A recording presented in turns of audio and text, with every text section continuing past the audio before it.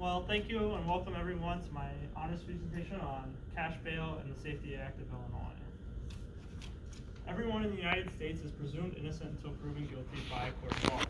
While this seems reasonable, it is very common to hear someone say something along the lines of, quote, "I know that they are guilty, I can just see it," end quote. It is much easier to jump to conclusions than it is to reserve judgment until all the facts have been presented. It is very important, though, to remember this fact when talking about the issues of bail and pretrial release. What is bail? Bail is a monetary good or currency that a court requires an accused person to put forth to try and assure that the accused will return to court. The amount that bail is set at depends on several factors, including the crime, personal history, and extra-legal factors. In states that use monetary bail, the amount is ultimately set by a judge. In some states, there is a profession that goes by many names: bondsman, bounty hunter, and bail agent. In these states, when the bail is set, the accused cannot pay the amount, they may hire a bondsman. Generally, for a fee, the bondsman will put forth their own collateral to post the bond for the defendant. In turn, the bondsman charges a fee, usually around 10%. In addition, the bondsman often requires collateral from the accused to ensure their return. In states that do not have bondsmen, the accused may be asked to pay a percentage of the total amount of bail set directly to the court. In Illinois, bounty hunting, bondsmen, and bail agents were outlawed in 1963. I don't know what just happened. Not bad. Going faster than I wanted to.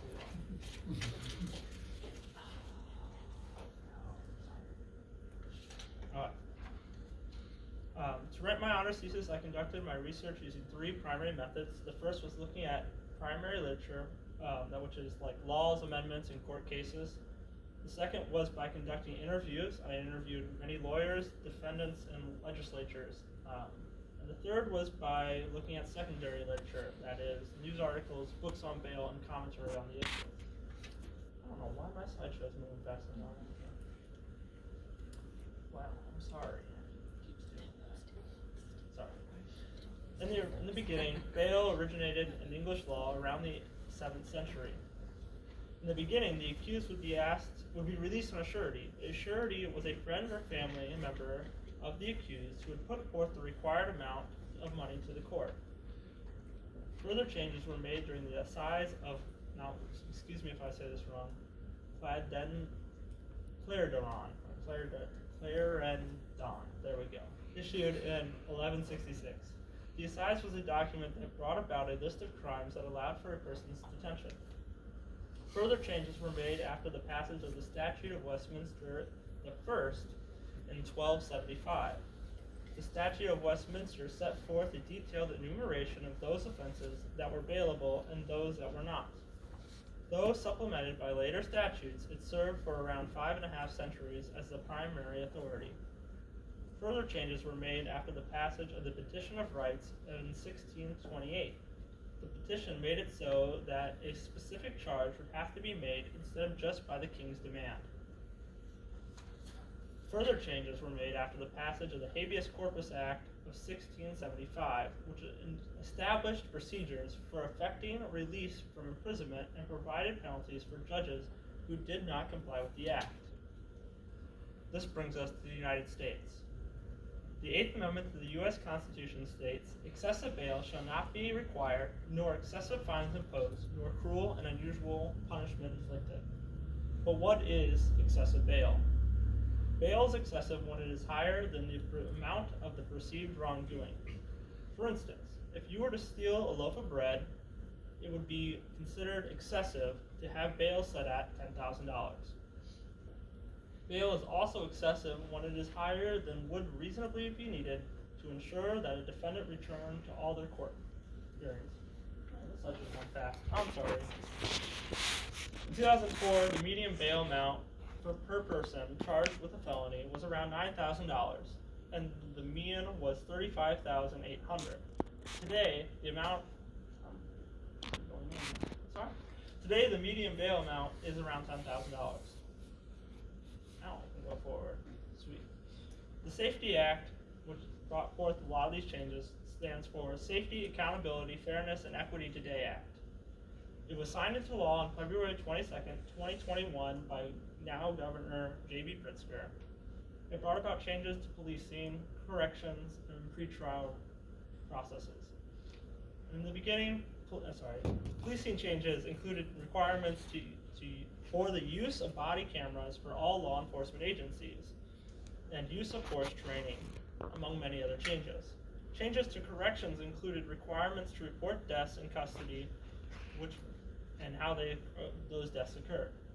The abolishment of cash bail did not take effect until September 18, 2023. This was due to an Illinois State Supreme Court case. The question was whether Article 1, Section 9 of the Illinois Constitution mandates the use of bail.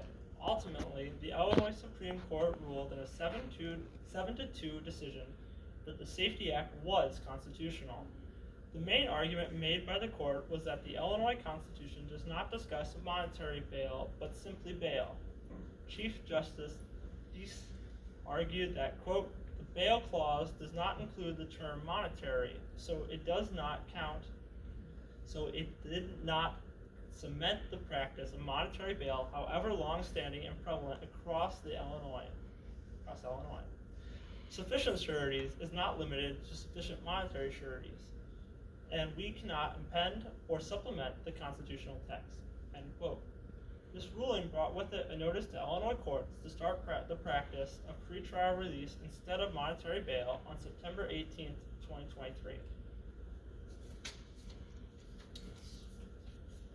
For decades now, there have been several studies that have shown racial and socioeconomic status disparities in determining the amount that bail is set at for a given individual.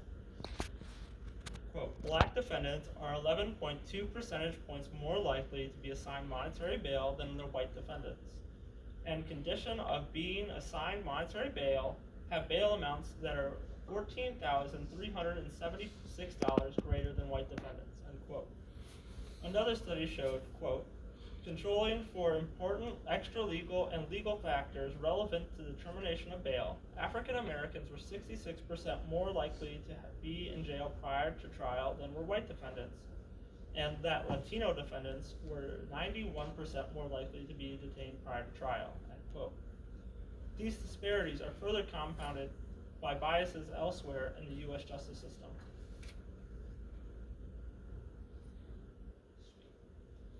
This graph shows the disparities in who is being detained prior to trial.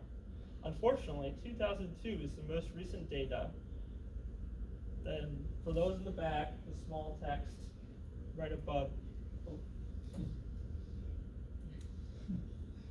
below the main heading, in between the graph, states, quote, while unconvicted pretrial populations have grown to make up almost 2/3 of jail populations nationally, no national data has been collected since 2002 to assess how racial disparities have changed.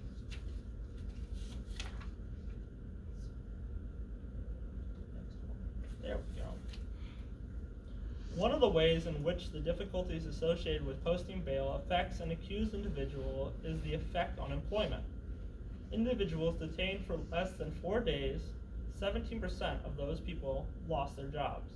That number increased with the number of days detained, where 46% of individuals detained for 4 to 7 days lost their jobs, and 77% detained for 8 days or more lost their jobs. The reason for job loss comes down to 2 factors: no available time off / not being able to get out of work, and the appearance of guilt. When a defendant loses their job, it is harder to maintain a stable life. Defendants who lose employment are more likely to be evicted. This brings me to recidivism. While it is hard to determine what truly causes a person to recommit crimes, pretrial detention plays a role. This is partially due to the high rates of job loss for individuals detained prior to trial. Job loss leads to the loss of stable housing.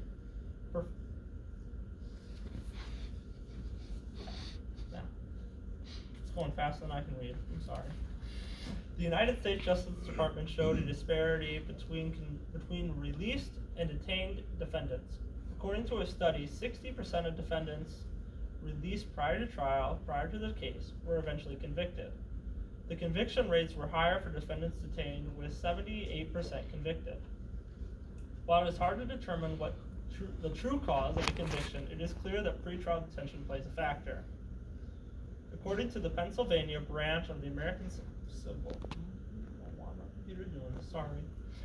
Civil Liberties Union, ACLU, quote, when low-risk defendants were held for 8 to 14 days, they were 51% more likely to commit another crime than equivalent defendants held less than 24 hours.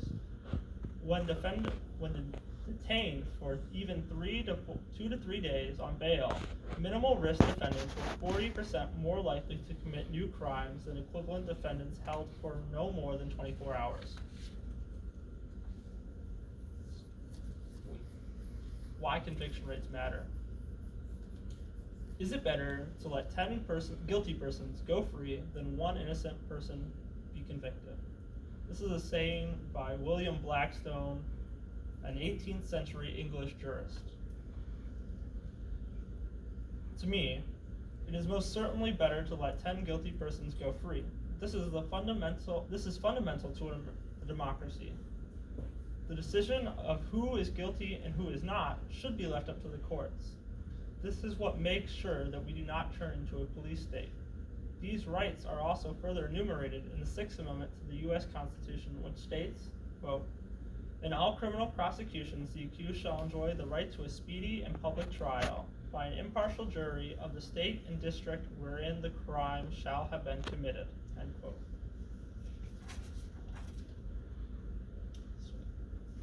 This flowchart was created by the Illinois Justice System Information Authority.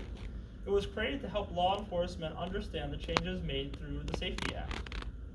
The crimes listed in flowchart as section 110-6-1 are felonies, stalking, violations of orders of protection, or domestic battery. These are the offenses that allow for pretrial detention. Other offenses fall into this category that are subject to the facts of the case. There are factors that judges take into account when determining if someone is eligible for pretrial release.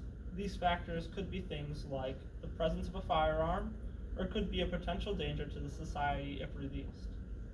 When this was made into law, there was lots of misinformation about the ways that courts were determining if someone was eligible for pretrial release.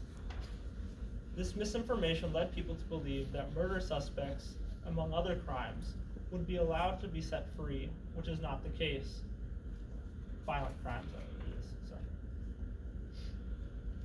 The positives and negatives of the repeal of cash bail. There are many positives and negatives to the repeal of cash bail, and I will discuss them now. Oh, it's going faster. A decrease in jail population. Wow, I don't know what's going on.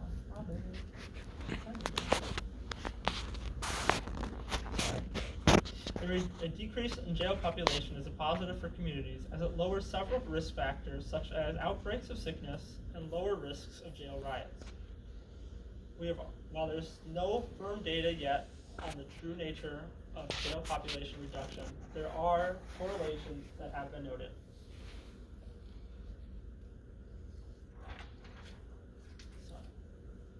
In Illinois, all bail is handled by the circuit clerk. All circuit clerks in Illinois operate as part of the county government.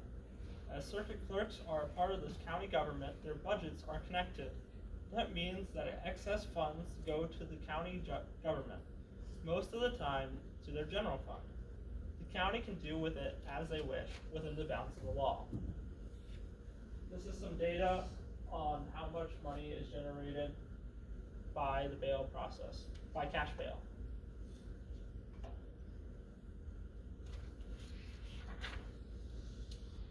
This graph shows the difference between the annual operating budgets of county clerks, circuit clerks, and the total amount of revenue generated by bonds, which is seen in the darker blue. One might look at this and say that the loss in revenue is a great detractor of the abolishment of cash bail. There are many reasons to consider the moral aspect of the revenue generated in this manner. First of which is that even if found innocent, there is a high likelihood that the accused will never recover their bail money. In many states, in many states and locales, there are processing fees associated with posting bail. These fees are set regardless of the circumstances. This means that if a person returns to court for their case, which is the primary purpose of bail, there is still a likelihood that they will not receive their bail money back.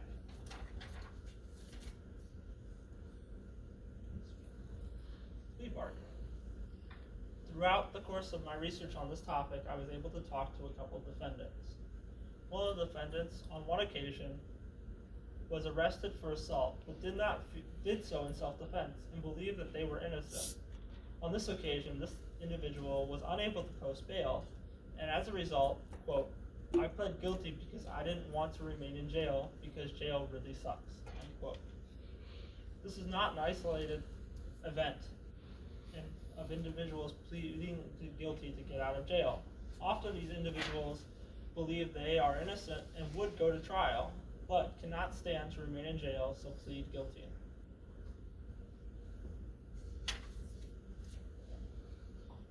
There are some benefits to holding people prior to trial. According to a quote by McLean State's Attorney Eureka Reynolds, quote, somebody we're going to detain because they are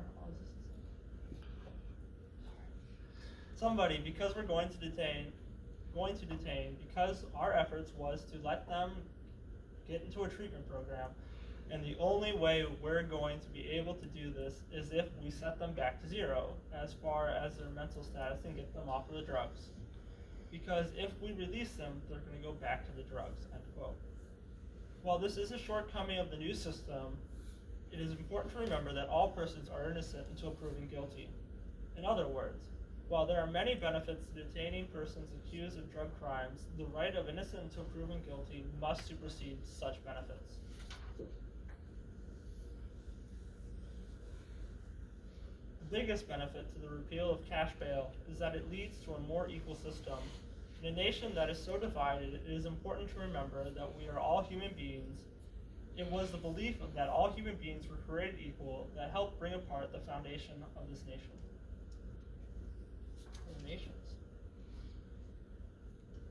Quote, in other nations, bail was entailed as a set of restrictions and conditions placed on criminal defendants in return for their release until their trial date, end quote. The United States is one of only 2 nations that allows for commercial bail, the other nation being the Philippines. According to a guide on Article 5 of the European Convention on Human Rights published by the European Court of Human Rights, there are several conditions that must be met to impose cash bail. The guide states, quote, bail may only be required as long as the reasons justify detaining prevail, end quote. This is different from the U.S. structure where bail is more automatic. Furthermore, quote, the authorities must take as much care in fixing appropriate bail as in deciding whether or not the accused's continued detention is indispensable, end quote.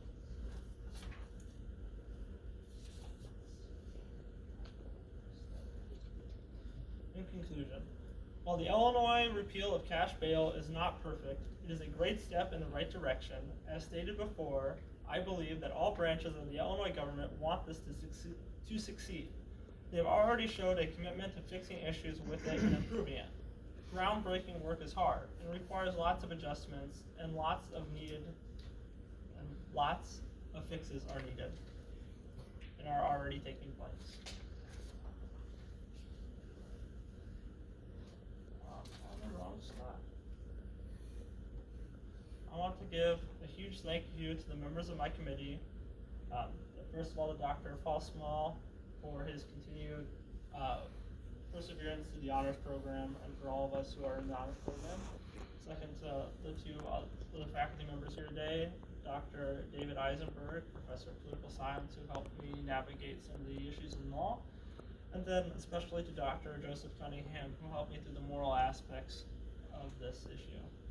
I also want to give a huge shout out to Dr. Philip Duncan, who was one of my main readers and helped me format this, but is ill today and cannot be with us.